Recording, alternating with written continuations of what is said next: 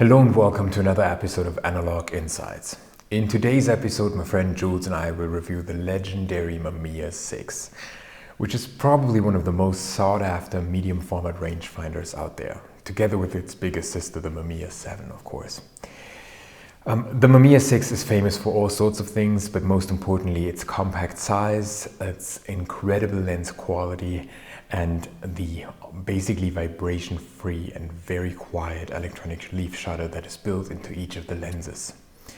Jules recently got a chance to purchase this camera together with all three lenses that are out there, and got one in great condition. He's basically just the second owner, and this of course was reason enough to take this camera out on a photo walk, in this case in Burghausen, which is close to the Austrian border. And it was a very cold day, and as you can see, Jules was properly dressed for the occasion, while I was kind of the pretty city boy, deciding to just go for a coat without any kind of gloves and a hat, and that was not a good idea.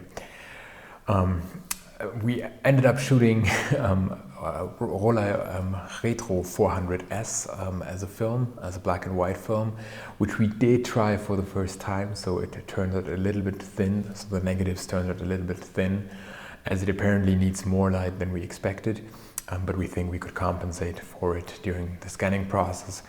And we also shot some Fuji Pro 400H, and you will see all these images later on in the video. So let's dive in here and take a closer look at the beautiful Mamiya 6.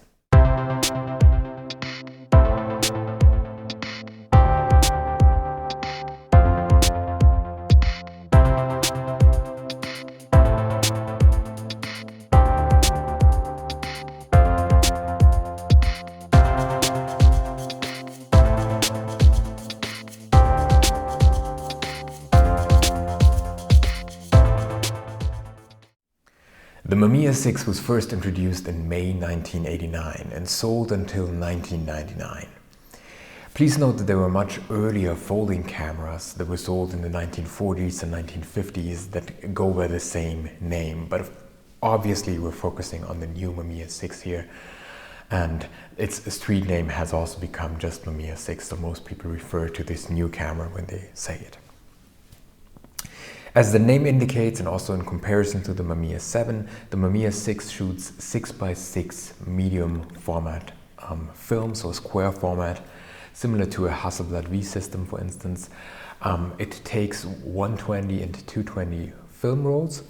And what is really interesting is that there was a later version of the camera, which we also tested here, which is the Mamiya 6 MF, which was first introduced in 1993, and which supports a panoramic adapter for 35mm film, so you can actually insert 35mm film, and we did that during our photo walk as well. And it also supports 6x4.5 medium format, so the wider format as well, using an adapter. So the main difference here is that the viewfinder indicates these additional formats with little brackets around the areas where these frame lines would be. And some people, because of that, consider the MF version a little bit cluttered, the viewfinder a little bit cluttered. But personally, it didn't feel disturbing at all, because it's really just these little brackets. And whenever you use the standard lenses, the three standard lenses that the camera comes with, which is a 50mm, a 75mm, and a 150mm, then you get the correct frame lines indicated anyway. So these are highlighted then, and then of course it's not a disturbance at all to have a little additional little brackets in there. So nothing at all. But if you really consider buying it, you should try to take a look at the different versions and consciously decide, do you appreciate having this panoramic adapter or not? In the case of Jules, it just came as an entire set where this adapter was part of it as well, and of course was a great opportunity to kind of add a panoramic camera to the camera pool.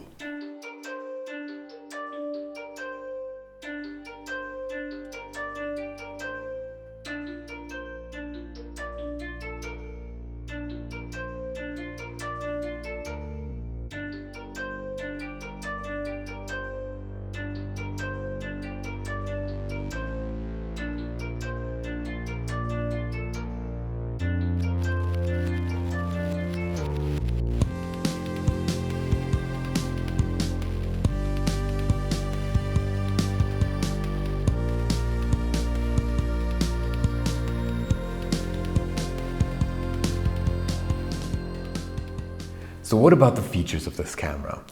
Most importantly, the camera itself does not have a shutter, so all three lenses come with built-in electronic leaf shutters with speeds ranging from 4 seconds up to 1/500th of a second and a bulb mode.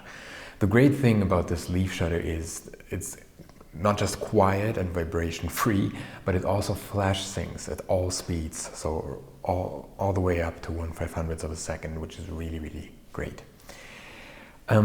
The camera comes with a regular automatic exposure mode and an exposure mode, an automatic mode that lets you lock your exposure by half pressing down the shutter. And this is also the mode that I use the most, and of course there's also an additional manual mode. Interestingly, in the automatic mode, the camera offers stepless exposure, which is really great because it makes it much more accurate than a manual mode. And this is particularly important when you're shooting slide film. And of course this camera is well suited to go out and shoot some 6x6 medium format Velvia, for instance. The light meter is an averaging meter, so it reads basically all the light coming in through the lens, and it is very accurate and also very sensitive, and it took some getting used to it. In many occasions I just pointed it towards more shadowy areas and then went back to my actual composition when I wanted to avoid that it underexposes my film just because of a lot of sky in the frame. That's also what Jules recommended, because he had tried a bit with the camera initially and also had some problems with slide film, particularly that he just underexposed by using the regular meter and the regular automatic mode without really thinking about it. So that's a recommendation. Use the lock mode and then kind of be aware of the averaging meter that is in there. It's not a spot meter. What surprised me the most as an avid user of rangefinder cameras, you know I'm a great fan of my Leica M cameras, is the incredibly bright viewfinder and rangefinder patch. It was just amazing. I had hardly any problems finding the focus. It was always bright and clear, even shooting against the light. So this really surprised me and impressed me. The only thing that I didn't like so much is that the reading of the light meter is indicated on the left side of the viewfinder, and there were some occasions where I couldn't really read the number. It's a bright red, but sometimes if it's just showing you it's overexposed, it's just that arrow kind of pointing upwards, and sometimes I couldn't really see it because of maybe the light that was coming in from the front. But other than that, this was really, really great. A great viewfinder, a great rangefinder patch, and I really appreciate the completely quiet and vibration-free electronic leaf shutters that are built into the lenses.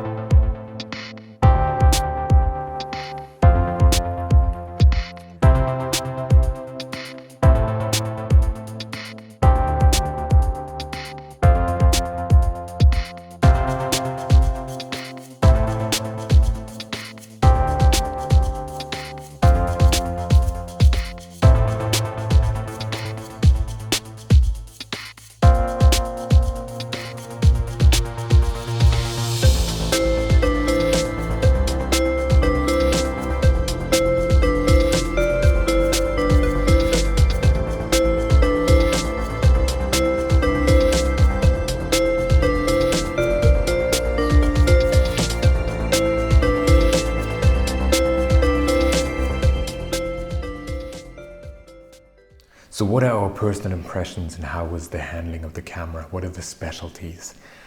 Well, most importantly, for a 6x6 medium format camera, the Mamiya 6 is surprisingly compact. It basically fits, the camera plus all three lenses plus accessories fit into a medium-sized regular camera bag or a smaller SLR camera bag, as you can see here. And that is kind of the point, because it lets you shoot 6x6 medium format without lugging around a large and complete Hasselblad V system. And that's also what Jules told me. It kind of perfectly complements his Hasselblad V system and still lets him shoot in the same format. So he doesn't have to change to a 6x4.5 medium format just because he's going for a more portable camera, but instead he can stick to 6x6, have all his negatives in the same way, and still have two different kinds of portability depending on the occasion and what he wants to do. And that I found very interesting. Then what's also important to mention in terms of specialties and kind of quirks is as the camera itself does not have a built-in shutter and all the shutters are inside the lenses, of course the film plane is not protected when you would want to exchange a lens, right? So what you have is a curtain that is kind of pulled in front of the film plane when you turn a knob on the bottom of the camera. And it only lets you remove kind of the lens once you've done that, and then afterwards only lets you press the shutter after you've opened the curtain again. And that's something that needs some getting used to, but is okay after all. Personally, I really enjoyed the ergonomics of this camera, and as mentioned before, the quiet shutter sound and all that. It's kind of easy to get used to the camera, and it just feels solid and right in your hands. I was really pleased by that. And most importantly, the lenses are absolutely fantastic.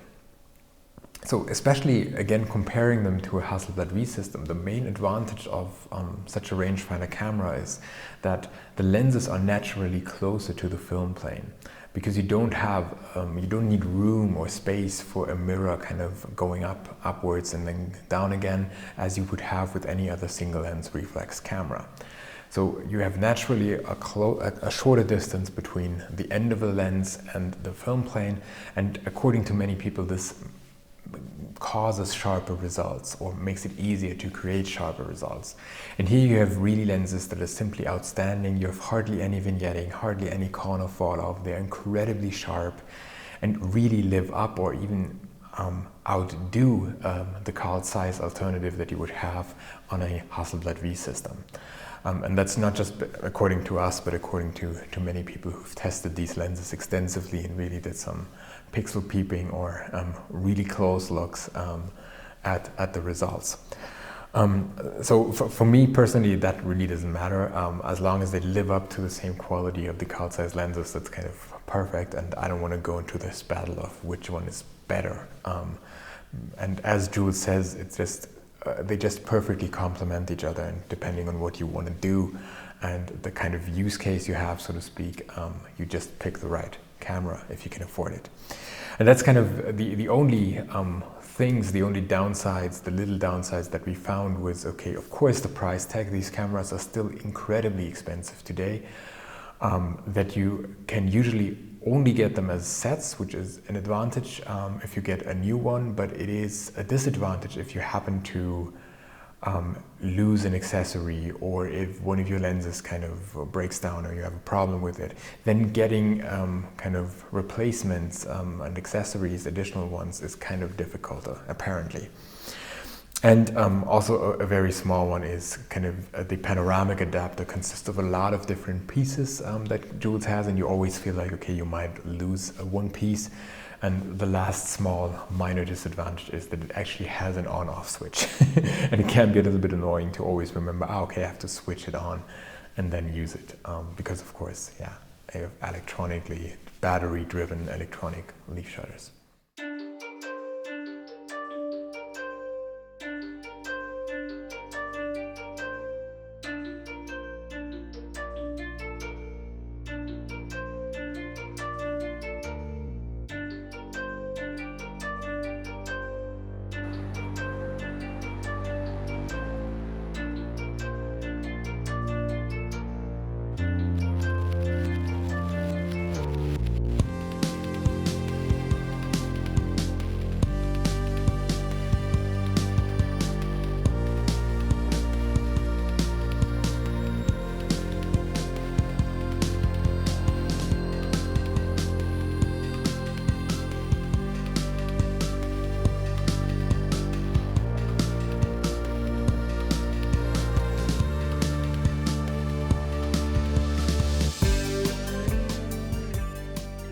So thank you very much for watching. I hope you enjoyed this review of the Mamiya 6. We tried to do our best in providing a complete picture of this camera. If you like this video, please remember to like it and maybe even share it with your friends. And if you want to see more videos like this, please subscribe to our channel. Jules, Greg and I really appreciate each and every subscriber coming our way. Thanks for watching. I hope to see you soon. Bye.